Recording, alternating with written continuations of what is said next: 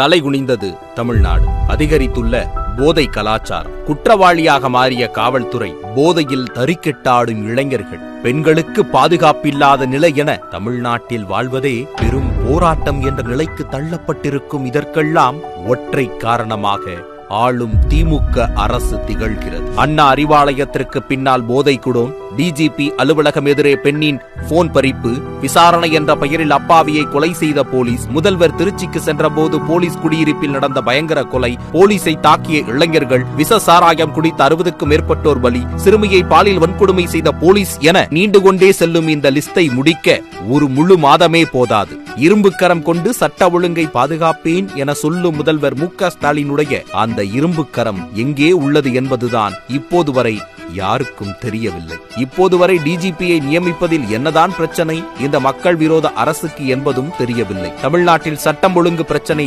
தீவிரம் எடுத்துள்ள இந்த சூழலிலும் பொறுப்பு டிஜிபியின் கீழ்தான் எல்லாமே இயங்கும் நிலை இருந்து வருகிறது.